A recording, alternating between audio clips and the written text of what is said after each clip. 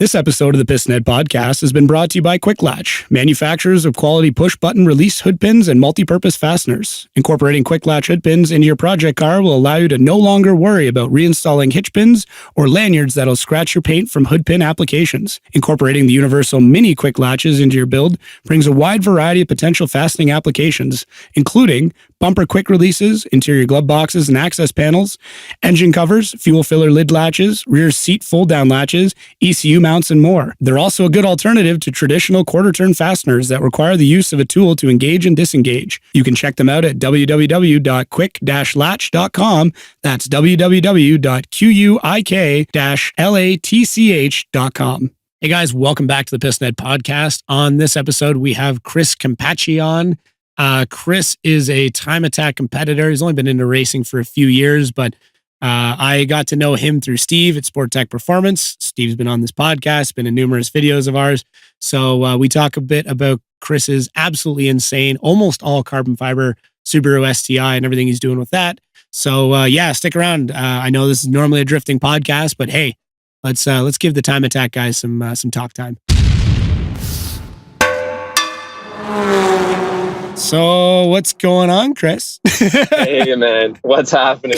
Not much, man. Not much. You're just saying you are on your way back from leg day, I'm assuming. No, it was just the end of the week, just blowing out whatever I got left in my arms. That's it. Gotcha. Do you find that like impairs or makes driving better, like the whole workout thing? So I know like the F1 guys are big about it. Well, those guys they're different animals, man. Those guys are they're super athletes, man. I mean, they don't seem like all that big and jacked, but their conditioning is extreme. Well, it's as much endurance in those sports, right? Like the amount of lateral G's and that you're getting on a constant basis to be able to fight that while keeping focused and, driving some of the fastest cars in the world. Oh yeah, no doubt, man. Yeah, no, they're serious. So they have it down packed to a science. So whatever they're doing is top notch. Yeah, for sure. Well, it's good. At least, I always say like driver mod is always the first mod. Like, Absolutely. So, and speaking of which, I saw you recently got back into karting or into karting? No. So what happened was the Subaru build is just going bananas. Like we're doing things that are so controversial to a point where am I going to be able to drive this damn thing when I'm done? Yeah. So we talked about it, and basically we have to go back to the roots of racing, which is go-karting. And when someone by a bystander thinks about go-karting, they just think, yeah, it's fun. But these competitive guys are crazy. And I mean, Formula One drivers, you name it, the best drivers all start with go-karting. They're 125 cc or 150 cc, so they can hit like 180 kilometers, which is flying. Jesus. So I had a little bit of practice in it. I got a little bit of motion sickness just because it's so aggressive. Yeah, makes sense. That's gonna all pass. Yeah.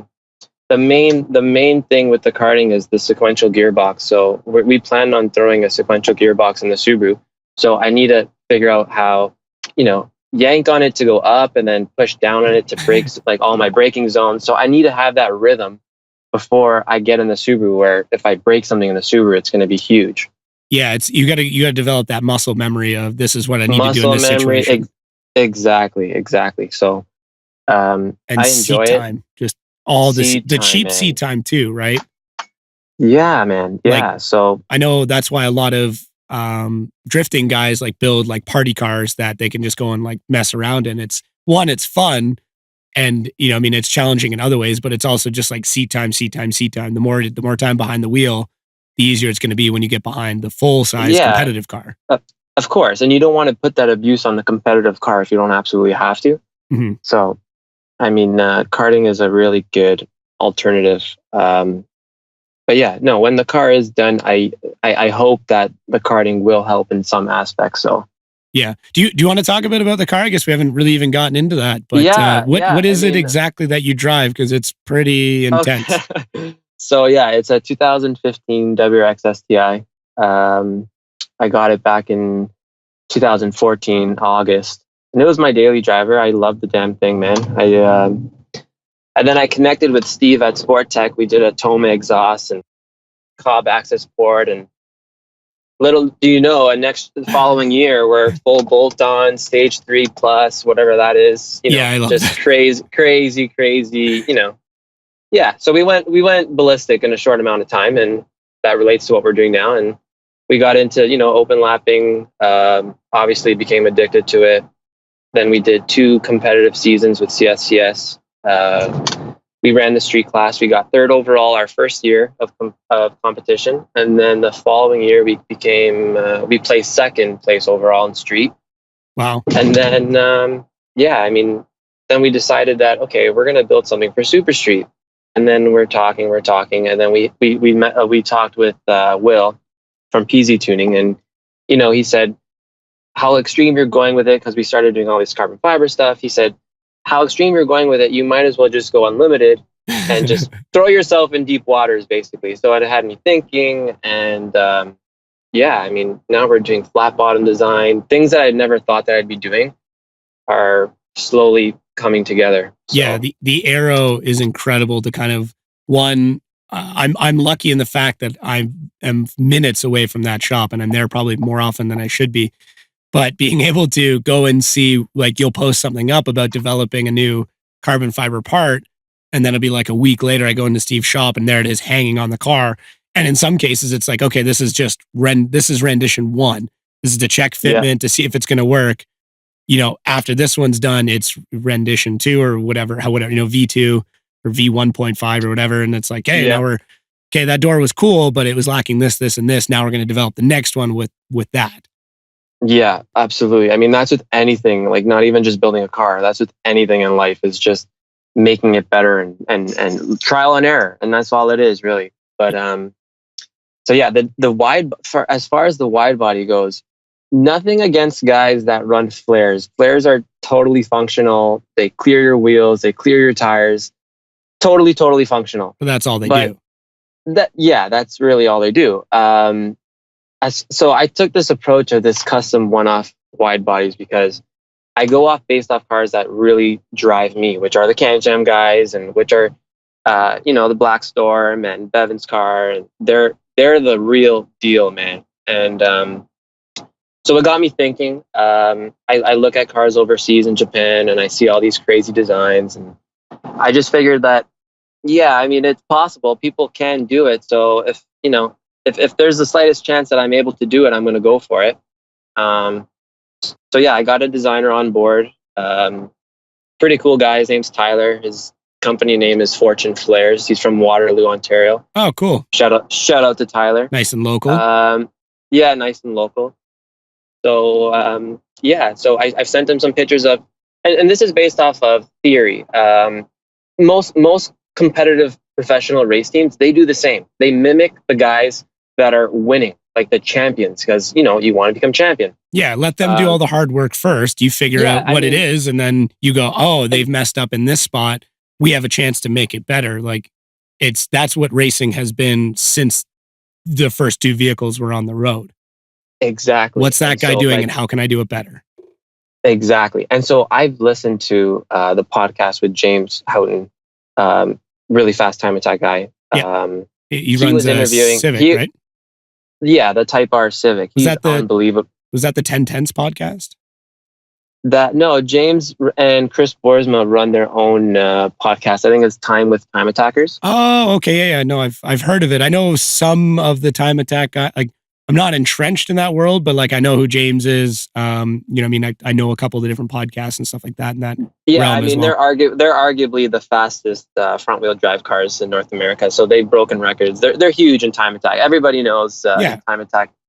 But anyway, so James and Chris Boersma were interviewing Stuart, who is the owner of Can Jam, and I look up to those guys, and he basically said the same thing. Like, Black Storm was developed based off of cars that they look up to, which are super GT cars, DTM cars, you name it. So it just goes back to who's the best and who's winning and mimicking what they're doing. So that's basically what I did with the wide body kit. I sent my designer Tyler a bunch of pictures, and I said, basically, do this and do that and do this. And so the renders came out to somewhat what I thought what it would look like. But again, that's rendition 1. There's going to be different iterations. I don't know however many. But yeah, so it's all a work in progress. So that's crazy. And you, if people don't know, if you guys are new to the saga of Chris, you do all of your own carbon fiber work. Well, a majority of it, okay. yes. Vast majority of it. I did the doors, yeah. which were a huge undertaking. Like, when Steve and I talked, he goes, Chris, if we're gonna make your car lighter, biggest thing we got to do is remove your doors and go carbon doors. I said, I'm on it. So I wanted to prove to Steve, because he had his doubts, and which anybody would, ideally and realistically, that's a massive undertaking. You would hope I'm on it. Someone would be like the rat. And Steve is a very rational thought. I go to him with crazy ideas all the time, and then he's like, "Well, have you thought about it this way?" And I'm like, he's a realist. He is, yeah. I mean, no, he is the most honest, realist guy, and he will support you no matter what you decide. But yeah, he had his doubts, and not like I was doing it to prove it to him. I was doing it because I wanted to be lighter and I wanted to be fast. And and it became an addiction where I have a full-time job. So this is not my full-time gig. I mean, all the carbon fiber stuff that I was doing was after work hours. And it started taking a toll on, my relationship with my parents, my friends. Like, everybody's like, dude, like, you need to chill. Like, what you're doing is pretty damn cool, but like, it's taken over. I haven't seen you in 3 weeks. Yeah, man. That's where the beard came from. Or you drink? That's where the beard came from, man. And so, so the doors I did, but shout out to Joel Marsh, Fabrication in Indianapolis. He did my roof and he did my trunk. And those parts were, I'm telling you, man, like as perfect as can be. Yeah, that roof sat real clean. It was a perfect fit, like absolutely perfect. And then he's developing... I had some input on his design for the hood. So he was going to design one with like some fish gill vents and this and that. And then there was a render of the, I don't know if you guys have PS4, the Gran Turismo GT, the GT game. Yeah. There's a crazy 2015 V8 chassis Subaru in that game. And the hood on it has these 2 massive reverse scoops. So I told him, I sent him some pictures. I'm like, man, like, if you're going to do a V8 hood, do something like this. And he's like, yeah, I'll think about it. And then sure enough, he messaged me and said, Chris, we're on that. We're going to do that. So I had some input on there. I was so happy. He's still, the guy's swamped, so he hasn't really gotten around to it. But whenever that part's done, definitely going to purchase that part for sure. That's sweet. Yeah, I think you posted something like that on Instagram, if I'm not mistaken. So I was looking like, man, that's aggressive. Yeah, I post so much on Instagram. I lose track of my posts. But yeah, he sent me some pictures and I'm like, man, am I allowed posting this? He goes, not yet. And then the second he posted, I just reposted it right away. I was like waiting just to post it. Notifications on. Literally, yeah, that's exactly it. That's nuts. So yeah, shout out to Marsh. Great guy. I actually met him when we went to PRI. Steve met him too. Cool. Really good guy. Then we get into the aerodynamics. So there's this guy on Instagram. His Instagram name is @numeroreserve. Okay. Crazy dude. Like, he posts a lot of cars. When I first saw his page, I thought that, man, like, this guy's like, he's probably from like Japan, because like the cars he's posting are like nuts. So so he's actually from British Columbia. His name is Stefan. I called him because I was looking at a splitter and a diffuser and this and that. And then one thing led to another, that this guy really knows what the hell he's doing as far as aero. Like, this is his addiction, right? So I said, okay. We basically set terms where he's going to design and fabricate my whole underbody. So yeah, I mean, people are speculating that it's not CFD analysis, it's not this, it's not that. But at the end of the day, the guy, this is what he surrounded himself with, like, for the past decade. Like, the guy actually did. He actually did go to Japan. He was with the Voltex guys. He was with, under Suzuki, and he's talking to like literally the best in the game, and knowing, like, getting their feedback. So he really knows what he's doing. Once it's all fabricated and put together. I think I am going to scale it and put it in some sort of. I think I'm going to put it in Tyler's design that he's doing the wide body in. Okay. And then send it off to an engineer just to confirm. I mean, there's no doubt that it's not going to work. The question is how well it's going to work. Yeah. Well, anything's better than what you have now. I think that should be stated as well. Absolutely, yeah. Like we just run a plastic ABS plastic front lip Steve fabricated, which is really good and helped a lot. Like that plastic is really cool. That thermal plastic, dude. Steve absolutely loves it. Like it's so flexible. Like oh man, it's a really good material. It actually comes on the Dodge ACR Viper factory with that material for the front splitter. No way. So, it's proven, man. Yeah, it's a good material. It can take abuse. It doesn't really crack. It kind of like chips away, right? Yeah, no, it's definitely dense but malleable with temperature. Like I was watching him play with it with the heat gun. It was like, I wouldn't say quite like putty, but like, it was weird. It was very weird how it molded, but then holds its shape as well. Like as it cools, it doesn't like expand significantly. It does a little bit. You know, you could use that to your advantage for getting things to fit. Yeah, that's a whole other industry. Like, oh, I know. Like mass production, like car manufacturers overseas. That's the kind of vacuum forming that they do with plastic. So yeah, well, because it's easy. You add heat, you vacuum out the air, it molds to whatever mold you're putting it on, and then it shrinks a little bit. When it cools, pops out of the mold, and Bob's your uncle. You're on to the next million parts. Exactly. Yeah. No. So he loves that. We'll probably use that somewhere on the car. I mean. Yeah, can't use carbon fiber for everything. So it does have some limitations. Not a lot, but it does have some. Yeah, I mean, yeah, we'll use it for ducting or some. I don't know. We'll use it for something for sure. Just make your shift knob out of it or something. Yeah, take it to a lathe it out, and make a shift knob out of it. If it was up to Steve, he probably would have made the wide body out of it or something. Like the guy loves that material, yeah. and I respect him for it because it's such a good material to use. So yeah. So then I saw the photos of the canoe or whatever the proper name is for that underbody ducting. Yeah, that's part of Numero Reserve's diffuser design. Okay.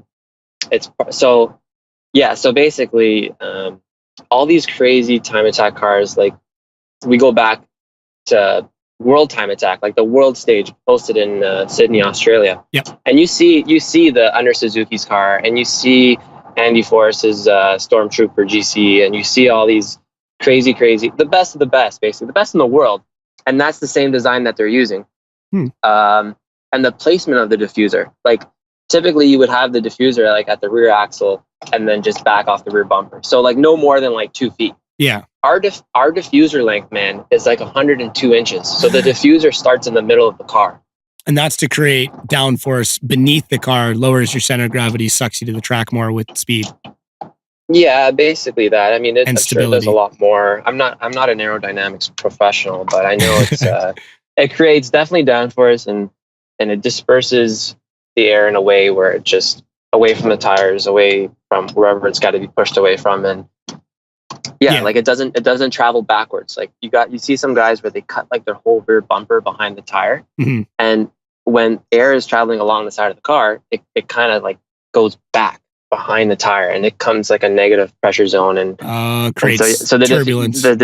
Exactly, and it gets stuck there. So the diffuser is kind of there to guide it out and to make sure that it goes out and beyond behind the car. Interesting. That's sweet, man. Yeah. It is crazy to see that whole car come together. That's for sure.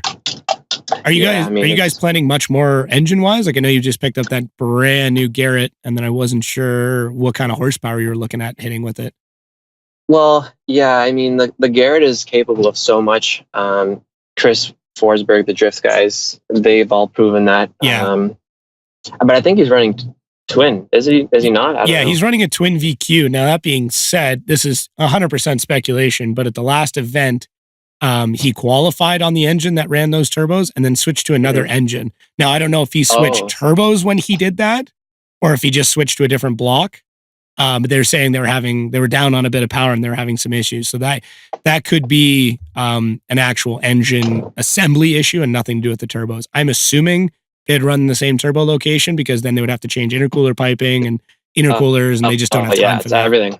So, yeah, no, for sure. If anybody's going to beat on it. I mean, never yeah, I mean, nevertheless, when he first started, after he was done, all the fabrication, the build was done, they put on the dyno, the turbos performed like exponentially. Like it was amazing. So yeah, we know that the turbo can produce like 600 wheel easily. He removed his entire anti-lag system in favor of those new Garretts because they spool fast enough that he doesn't need the anti-lag setup. Yeah, man. So that just shows spools, you. Yeah, it's like instant, man. So it's like a 20G. It's like like it comes on real soon, and it it holds. So. And what do you remember the size on that one you guys are running? 35? I'd have to confirm. Yeah, that's all right. That's definitely a Steve question, man. We'll find it on your Instagram. It gives people to go and search you out. Yeah. No. It's at Chris STI. No, at Chris_STI. Yeah, I'll throw some links down in the description too, and that way people can find it super easy. Perfect, man. So, yeah, that's cool. No, it's like I said, it's definitely neat to see it all come together. It's I was really hoping for you guys to come out this year, and then after I started like chatting with you and Steve about some of the projects, I'm like, they've already accepted that this year is going to be pretty much a wash. Like maybe hope to get some testing in at the end of the year, but that would be about it. If we decide to do some testing, man, it's going to be like Mad Max. Like there's going to be no body panels on it, like bare bone, literally, and you can't really get severe testing out of it. I mean, mechanically wise, yes, but Steve's got his dyno there, so I mean, if we do put it together somehow, some way in time, we'll run it on the dyno. Yeah, I got to bug him soon. I need to get my car back on there. Hopefully not spill fuel everywhere this time. Yeah, I know. The guy's swamped, but he's got a heart of gold, and if he's ever got time to spare, he definitely helps everybody out. Oh, I know. He's been great with anything that I've needed. So we gotta take him out for like a big dinner or like, I don't know, something. Oh, I owe him so many fucking dinners. So yeah, definitely. We'll fly him down to Vegas. And like he can do SEMA but not have to work at this time. We were actually talking about that, but yeah, that's kind of a busy time for him too. But we'll have to plan something. We'll figure. He's probably listening, so we'll have to talk in secret. Yeah, we're doing something. Yeah, definitely. So yeah, that's wicked, man. I know it's going to be a long process, but it's worth it. I mean, the thing is, I mean, we had a real sponsorship going on with AMS with their intake manifold. Yep. When they launched it, I know that they had limited quantities, and I think that they started selling like hotcakes, man. Because I saw on Instagram a lot of guys were posting pictures of it, and a lot of people were excited. I mean, so the sponsorship with AMS, it's still ongoing. I mean, we talked to our contact there, Ty. He's real cool.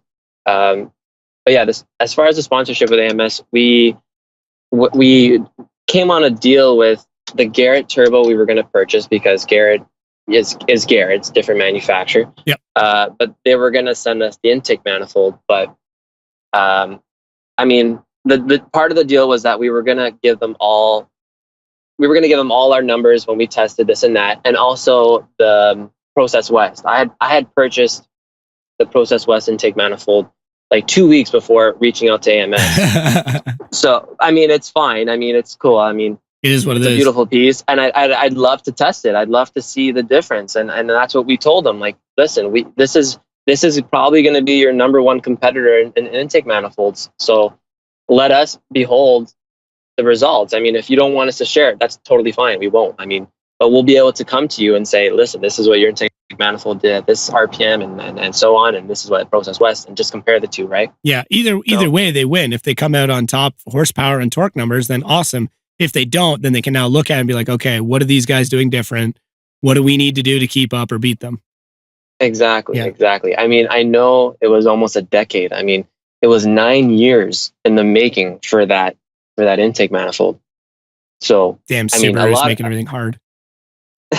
Yeah, I mean, well, it was a lot of research and a lot of development, so I know for a fact that thing's going to perform incredibly well, especially even like at the higher horsepower Subarus. There's not too many super high horsepower EJs out there because it's kind of finicky and sensitive. Because you just can't.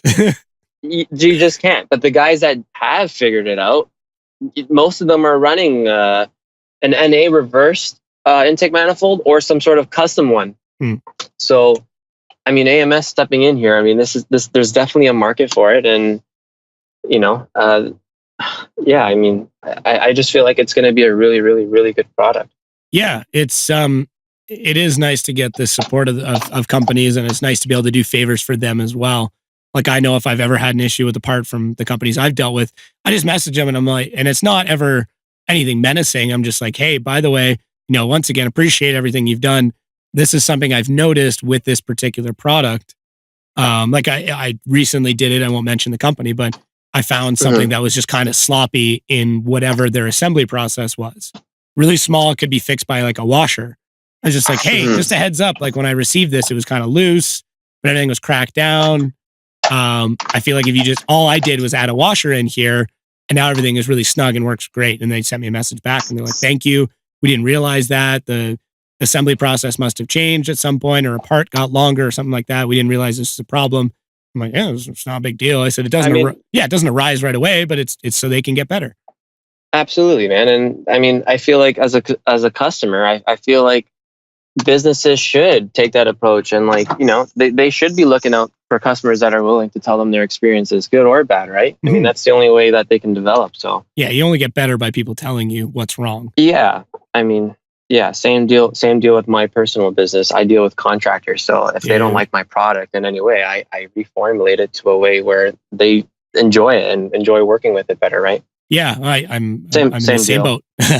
Yeah, same deal, man. So I've been meaning to ask you, how's the YouTube thing been going? We were talking videos and footage stuff, and I know you and I chatted. You're looking at getting back into it. I'm just curious how things are going. It's honestly really good. It's great. But dude, is it ever like demanding? Like the time spent is just ridiculous. Like when I used to go to the shop before I decided to go into this whole YouTube thing, I was actually, lending Steve a hand and doing, physically working on the car myself with Steve. Whereas now when I go, I have the camera, it's just like I'm filming and I'm filming and I'm filming. And then, the job's not over. And like when I get home, I got to start editing, and then editing turns into 2-3 nights. And then it's just a long process. And it just demands a lot of time. But I mean, I'm not looking for it to take off and go like explode, but at the same time, it's just documenting like everything I'm doing. I feel like Instagram is not enough. Like to document everything on Instagram is great, but doesn't tell the whole story. It does, exactly. It doesn't allow you to tell everything in detail. So YouTube is a way where I can, it's basically like a long journal. Yeah, kind of. Well, it is vlog, right? Video vlog, video blog, whatever you want to say. Yeah, I mean, at first I wasn't used to it. I didn't really like it because I didn't like hearing myself. I mean, it's brutal, but get used to it. You get used to it, and then I mean, I made the mistake of not doing that with the doors, like the carbon fiber doors. I wish I would have vlogged and shown everybody how to do it. But there's going to be lots of opportunities to do that. So yeah, I get a strange feeling that's going to be the case. Yeah, just carbon fiber everything. Be like, yeah, we're taking the floor pan out. We're on carbon fiber now. I mean, man, the vast majority of the car is going to be carbon fiber, so it's crazy to say. Yeah, other than like roll cage and bare bone skeleton. Jeez. What was that? I think that was a M series for sure, BMW or something. That was beautiful. Yeah, it was angry, pumping gas. Oh, but I mean, the car's going to be crazy with carbon fiber, man. Yeah, it's definitely crazy. I'm kind of curious what the limitation is. There any limitations for Global Time Attack for what can and can't be carbon fiber? So unlimited class, basically, no, it's open for the most part. The only thing that is controversial, is not allowed, is relocating your strut towers. Okay. I was reading some forums. There was a Mustang that used to run like a GT spec series, and they moved their strut towers, I think forward or backwards. I don't know. Changed the wheelbase. Yeah, changed. Yeah, and then I know some guys were complaining about it. But if you keep the frame original in between, like from strut tower to strut tower, from front to rear, I think you're okay. Okay. Yeah. So because you guys have already tubed at the front end, I'm assuming tubing at the rear end will be fairly shortly after that. I mean, yeah. I mean, so the thing was, when I sent the car off to the cage, we were still saying, "Hey, we're going to run Super Street. Like, this is great. We're going to run Super Street." Yeah. So if we knew back then when we were getting the cage done at FDF, shout out to Josiah and Keenan, in Belleville, they do great work. But when the car was there, we were still deciding that, yeah, we're running Super Street. This is cool. So yeah, we can reinforce the front strut towers. But if I would have known we were doing unlimited and I was changing the pedal box and the throttle body, I would have reinforced it from like underneath as well. Oh, okay. So there's could have been a few more bars added here and there, but I mean, what they did was plenty already. So yeah, because they finished off the cage for you. That was why the roof had to come off, because the boxes were already made, and exactly. Yeah, they wanted to make sure they could weld all the way around. Place. Yeah, Steve removed the roof. We ordered the carbon fiber roof, so it all fell into place. Yeah, no, it's I got to actually, when your car was there, I did some filming of both your car and some other cars they were working on. But yeah, they do some crazy work for being just two dudes in a shop with loud music. Oh yeah, oh yeah. No, they do kick ass work, and I know a lot of guys like from the stateside come up to get work done by them. So yeah, what's funny is they are currently, I don't know if they're meaning to do it, but they're definitely doing it. They're going after one of the biggest steering modification companies called WiseFab, which I'm assuming wouldn't be something that goes into Time Attack. Not really, but I saw the knuckle or whatever they're doing there. The Mantis knuckles, yeah, they're getting some crazy numbers out of those Mantis knuckles. And I showed, when I was down in Arizona, I showed some, guys who are pretty high up in drifting the knuckles and what they could do, and they're like, "Shit, this is big." And I'm like, "Yeah, like this. If these things catch on, like they're going head to head with the biggest angle company basically in drifting." Really? Yeah, wow. like base. I would say over 70% of the cars in Formula Drift are on WiseFab. I'm kind of pulling a number out of my ass, but in and around that range, of it. The vast majority run WiseFab, and the ones who don't are building their own. So, but anyways, what Josiah posted a video. Man. Yeah, he posted a video of him doing like this crazy crab walk into back into the pits, and I was like, in the pit, I saw that. I'm like, dude, what is happening here? Like, that's just, like I don't understand the whole drift scene completely. But when I saw that, I was impressed. Yeah, that's aggressive alignment, crazy Ackerman angle, and just a really well built set of knuckles.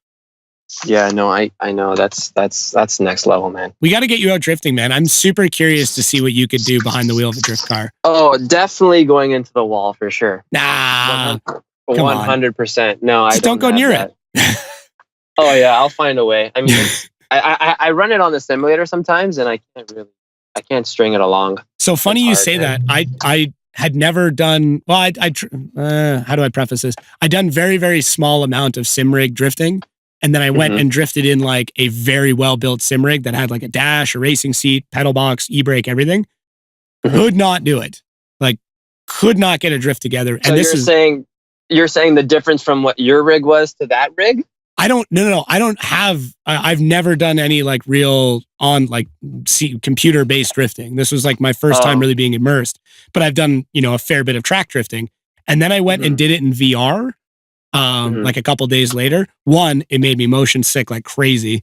But second, I was actually able to start to get drifting again. And I realized, and this is a pretty common issue, is that as people who have already raced and then try sim racing have a difficult time because we rely on our inner ear and our gut. Like we rely on that G-force to let us know when to do things. So I'm willing to like hedge my bets that you're probably better on track than you are in the sim. So it's somewhat of a different animal. Yeah, because you can't feel G-force, right? That's right. Yeah. Your brain kind of will try and trick you into feeling it, but you can't get that full lateral G to know when a car is about to break free, or like for you, like how aggressive your braking really is. You know that moment that your car breaks free when you're braking into a corner because the G's stop quickly, right? Like you've got a tremendous amount of G's under braking, but if it slips, then you get that looseness and you let off the brakes a little bit. Like we don't realize how much we're relying on our other senses to let us know what we're doing in a car. So yeah, I don't know, but apparently it's safe to say that. I basically, you can't really compare like real racing with sim racing. Yeah, I think you can get the gist of it. You can learn a track, you can learn some of the things about a car, but to really put it down, like you need an incredibly advanced sim rig that moves you, or you're only going to get so good. Yeah, those rigs aren't cheap either. So No. That being said, too, though, dudes who sim race and are good at it, fucking, you're doing something I can't do. So I can't sit up too high on my old pedestal. oh yeah, I remember years ago though they got a kid off of Gran Turismo and they put him in like a LMP car. He ran Le Mans for like Nissan. I remember watching a documentary. Huh. So there's some sort of relationship there. Yeah, I'm curious if people who start in sims have a head start, whereas people who start on track, it's way more difficult for us to get back into sims. But Definitely. It's all anecdotal. I'm just talking up my ass. But do you do a fair bit of sim racing? You know what? I used to, but I just lost time now. I mean, I'll probably go on it here and there, but nothing like I used to. Good call. Huh. Yeah. Are you planning on bringing the cart up north to potentially do anything there? If they go-kart? Yeah, if they get things figured out at that location. Well, Steve's friend Dave, Go-Kart Dave, I met him a few times. Really cool guy. Super cool. It's basically his, from my understanding. It's his, and he can't run a business out of it. But from my understanding, I don't know if this is right or wrong, but he can use it for personal, like friends and family. But like he can't like run a business out of it. I don't know if that's true or not. But Steve had a cart there, and I think he took it all apart recently. But I remember them using the facility. I wonder if you could do you know what Goodwood Festival of Speed is, right? Goodwood, yeah. Yeah. That's in like England, isn't it? I don't know where it is, but that's a dude's driveway. Actually, are you serious? Yeah, man. So like that's how he got around the whole thing. And that could just be a local thing to wherever he is. But the way he's able to run that race is it's a driveway. And it goes to his house. Yeah, it's a hill climb up to a dude's house. And it's like, I don't know, 2 kilometers or something? Wow. Yeah. That's actually incredible. Can you imagine that? Just like every day? Like, what do you do when you go home? Driveway goals, man. Yeah, I do Goodwood every day to get home. It's kind of annoying now. Holy crap, that's crazy. Yeah. We need something like that. It would be cool to have some more tracks nearby. But I guess all things considered, Ontario's not that bad with tracks. They're just really spread out. Yeah, but I know there's a lot of politics in it. Like you can't necessarily do this and do that. Like you need a bunch of paperwork and just headaches. Yeah. Do you have a favorite track to run? You know what? I haven't gone out to many tracks. I mean, I've been to Cayuga, I've been to Mossport, DDT, Shannonville. That's it, really, man. I mean, I still feel like you've done the Ontario sweep, basically. The only one that I haven't done is Cowbogie. Oh, that's tough, though. I've heard it's far, but I heard it's a good time. Yeah, they tested the Ford GT there. Is that right? Wow. Yeah. Oh, yeah. It's a nuts track. Wow, I didn't know that.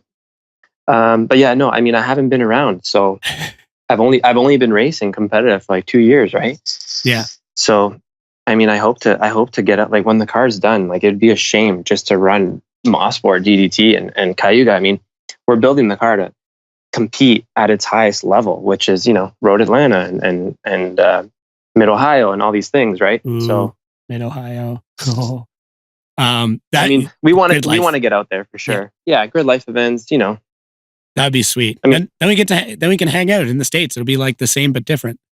That's what I'm talking about, man. Yeah. Are you planning on going down to like spectate any of the Grid Lives this year?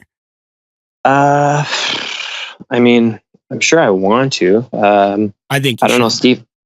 Definitely, we should. I mean, before we bring the cart, we got to see what the scene's like for sure. Oh yeah. Definitive market research and stuff, and have a good time while you're there.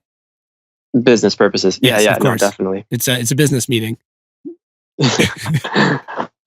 If work allows me to take some days off, yeah, maybe. Yeah. I mean, I feel like now that I'm not involved with my car, I feel like I'm not being distant, but yeah, I mean, I don't know the dates of any events now. Like, whereas last year, like I knew everything that was going on with Time Attack, like just talking, thinking, breathing, everything, Time Attack. But now that my car is like on a schedule where we don't even know if it's going to be done next year or the year after. We just don't know. Yeah.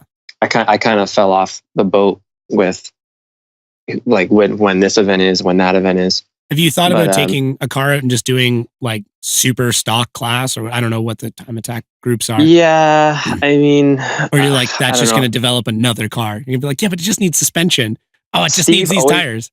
Yeah, I mean, Steve always says, "Take my car out, man. Take my car out, man." But like, dude, it's not the same. Like, I would feel so bad if something popped or if something broke. I mean, not only do I have to replace it, but it's just not my car. Like, I don't want to abuse somebody else's car. That's why God made trailers. Yeah, God made trailers. Yeah, I just would feel guilty. God forbid something happens, right? I guess. I mean, I don't know. Some people will full send somebody else's car, whereas with me, it's like I would be too cautious. I usually will be like, "Are you sure? Can you sign this agreement? Can I get you on tape?" Okay, now I'm going to go fuck your shit up. Like, if someone's willing to let me drive it, in my mind I see it as long as they're acknowledging the fact that there is a potential chance. And I usually talk about it. Look, worst case scenario, I write this car off. What are we doing? And they're like, well, would you cover the parts? I'd be like, yep, I'll cover the parts. And they're like, okay, well, I'll cover the labor. As long as you have that talk, I think you're all right. But yeah, I've driven a few people's cars. Depending on how much is in it, parts and everything. I won't drive a car that I can't confidently say that I could rebuild. Like, that's true. I mean, I mean, my theory is if you can't afford two, I'm not doing it.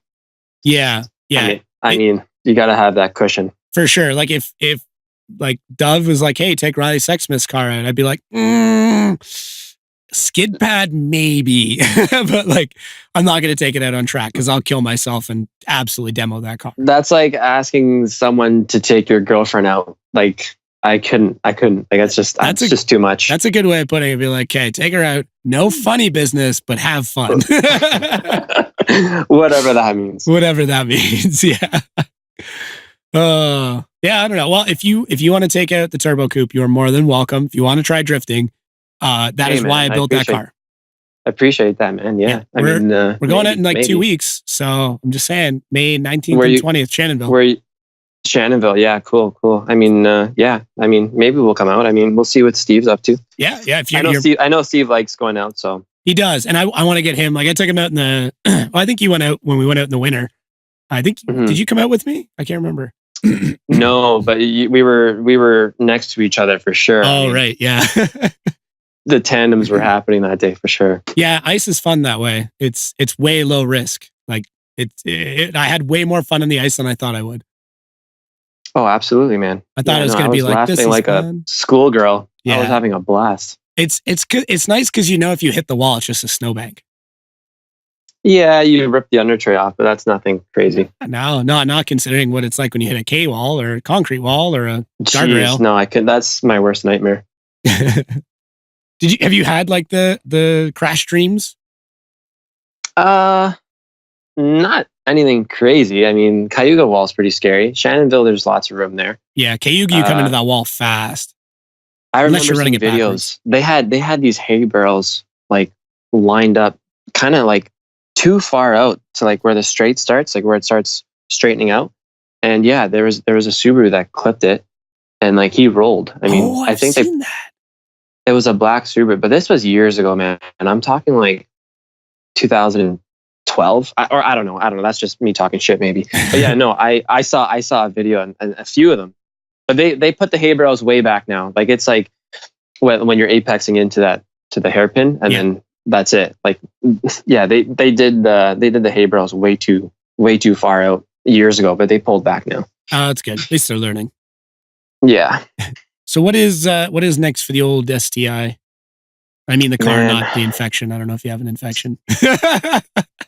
Hopefully not. No. No. So what's next is we have a few things ongoing.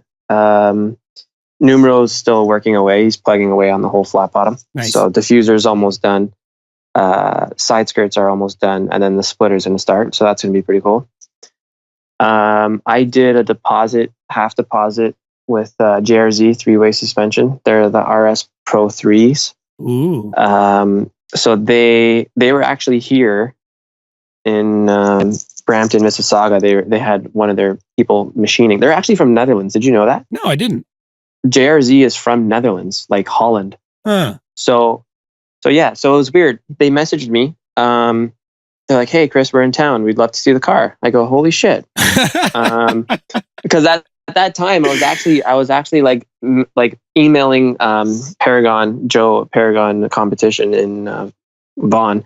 I was asking him about the Motons. I was asking him about the Nitrons. I was asking about all these different companies. And then sure enough, I emailed JRZ and they said, "We're in town." I said, "Holy shit. Okay."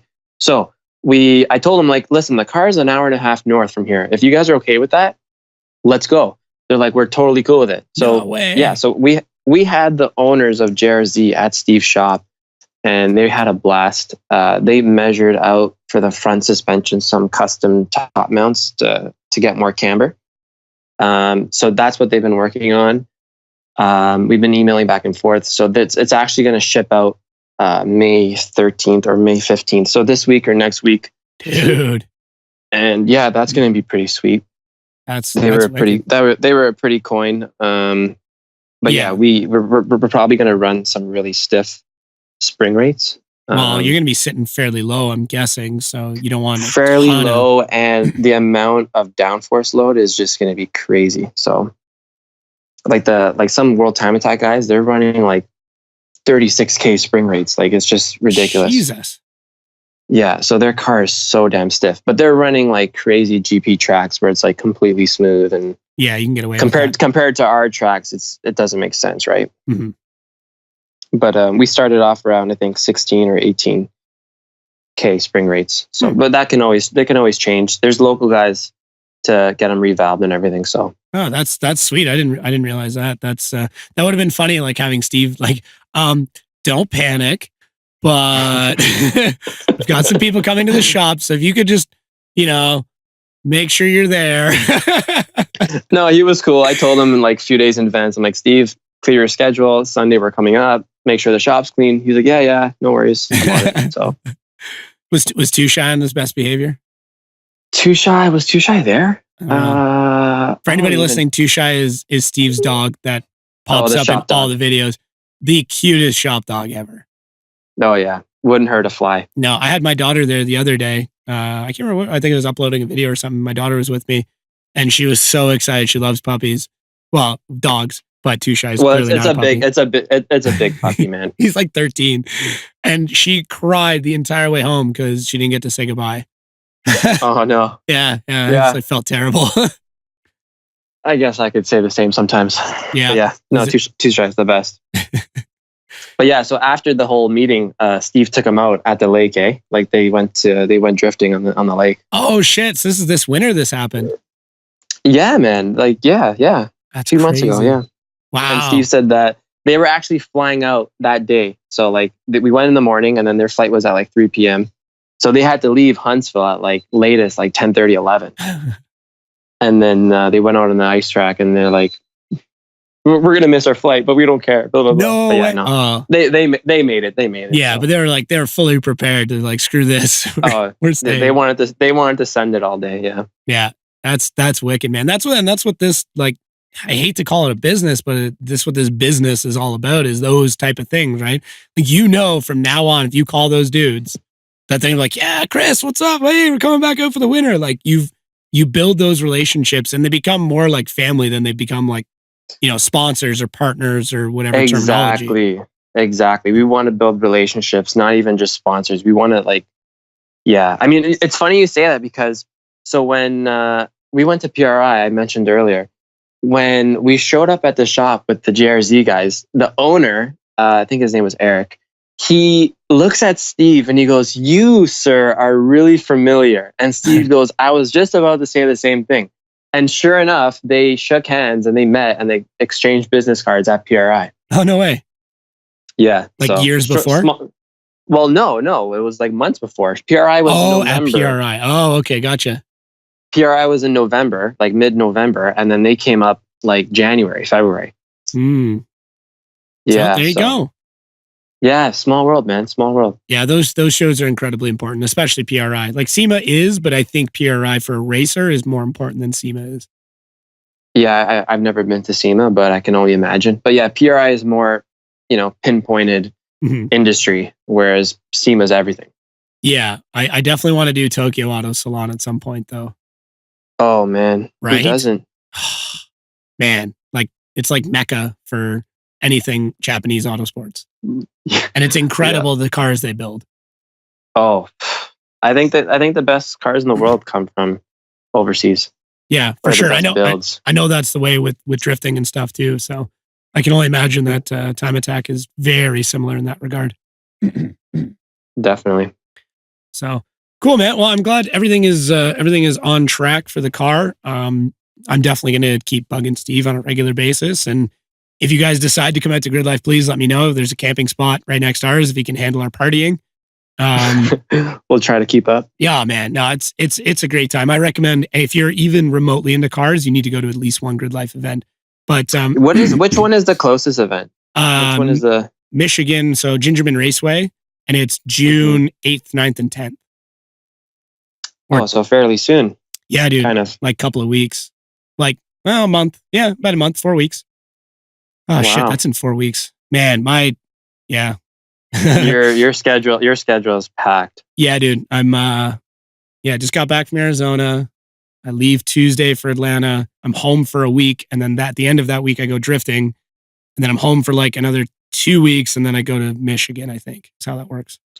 Jeez. Yeah. Good for you, man. Super awesome wife. Yeah. Oh, mad props to that for sure. Yeah.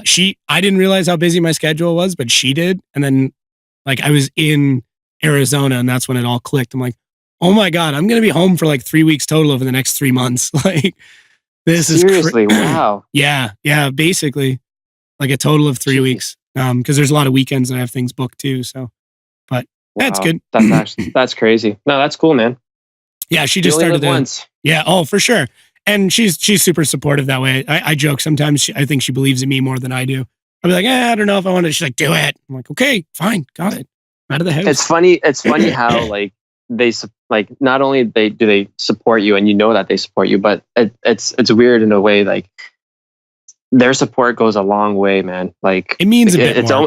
It's almost motivating for you to like be able to actually do everything, because like you don't have to have that worry in the back of your mind, right? Yeah, I couldn't. I've said this numerous times to a lot of different people, but like I couldn't imagine what it'd be like to go and like these trips are fun, but I'm working like we talked about. I was getting 40 gigs of footage a day, sorting it, editing it. Like it is work, but I couldn't imagine what that would be like if I had to do that and then get home and the wife's like, "Why are you still editing?" And it's like, this is what I'm doing. This is what I want to do. Instead, I get home and she's like, "Okay, what do you need to get done this week?" And I'm like, I need to bang out like 2 videos. She goes, here are the 2 nights that would work best for me. I'm like, okay, that works. And she's like, okay, so if you can edit on those 2 nights, that's perfect. And I'm like, oh, awesome. I'm like, oh, and I have a podcast to do on Sunday. And she's like, yeah, that's fine. After 7, right? I'm like, yep. And that was pretty much it. She's got my schedule like figured out, man. I just ask her where I'm going. Oh yeah. It's teamwork. Yeah, man. I mean, she's part of the team, right? So yeah, for sure. Teamwork. Yeah, I think she makes the dream work. I like that. Teamwork makes the dream work. Yeah, man. That's better than there's no I in team. Fuck that phrase. There's an M and an E though. There is. There's definitely an M and E. There's an I, but it's hiding in the A or something like that. Someone told me. Yeah. Oh man. Cool, man. Well, we're already well into over an hour now, so I figured I'd get you to do some plugs and shout outs and let people know where they can find all your stuff. Sure. Okay. Where do I start? I guess shout out to Steve at Sport Tech, at Steve_Nierim, at Sport Tech Performance. Who else? Put you on the spot. If you want to start with your socials, that's always easier. Oh, okay. So yeah, so my Instagram, at Chris_STI. My channel is in the link. Facebook is my full name, Christopher Campacci. You want to spell that? Campacci is CAM like Mary and PACCI. Okay, there you go. I have another page on my Facebook, but it's not really popping. So cool. I mean, I'm sure you can. The link is in my Facebook. We'll throw the links down. Yeah. Yeah, we'll throw the links down, and then I guess AMS Performance, Garrett Turbo, JRZ Suspension, and then I guess Numeral Reserve. Cool. I don't know who else, man. You know what? If you remember, send me a thing and I'll make sure to like include their links. I always try and add as many links to the bottom as possible. Companies are always happy with that. Definitely. Yeah, for sure. Cool, man. Well, No, I'm hoping I run into you soon. Yeah, man, definitely. No, I'll shoot you a text whenever I head down to the shop. I mean, and we parked the car for a month because Steve's busy this year. Well, yeah. The tire change season, and he's had a few crazy Subarus in there I've seen. Yeah, so there's another guy, Sean, and then another guy that just left. It was a bug eye. Yep. And then he's got a car from Ottawa. So he's got 4 other big builds going on. So I told him, like, we're in no rush, so just park my car and do what you got to do. Yeah, that's good. I know it'll be tough sharing Steve with other people, but it's for the best. Yeah, man. No, it is. I mean, good things come in time. So yeah, and you're doing it the right way. You're taking your time. You're making rational decisions with thought put into them. So I'm more than excited, and I really should start putting out some videos on this because I do have a fair bit of footage already compiled. So I'm sure I can get something put together. I appreciate that, man. Hey, no worries, man. No worries. But yeah, if you want to come out to Grid Life, or even if you want to come out drifting in a couple weeks, or at any point in time, please let me know. I want to throw you in a drift car. Actually, what I would like to see more is you to try and time attack the Thunder Chicken. Just because it is not meant to do it at all, and watching your frustration would be amazing. Oh, I'm totally down for the challenge. I think just the steering would just drive you absolutely bonkers because you're like, why is there understeer? I don't understand why there's so much understeer. Oh my gosh. Oh, it's brutal. That's too good. Yeah. So cool, man. Well, thanks again for coming on. I really appreciate it. And thanks for having me. We'll run into each other soon. Yeah, man. Thanks for having me. All right, man. I'll talk to you soon. All right. Okay. Bye. See ya. Bye. All right, guys. I hope you enjoyed that. It was great hanging out with Chris again. Definitely going to have him back on maybe later in the year to chat a bit more about how things are going with that car, how things are developing, what he's going to do going forward. And maybe I will start working on those videos. I probably should. But anyways, guys, as always, thank you for listening to the Pistonhead podcast. New episodes out on every Wednesday. New videos are coming out on Mondays and Fridays. We've got the series right now where I flew to Arizona to rebuild that LS400. As well as make sure to check out the Patreon. Lots of cool things there. Bonus episodes. We're going to start releasing some new content just for Patreon, as well as get your votes in for the new build that we're doing. But thanks again, guys, and we'll catch you next week.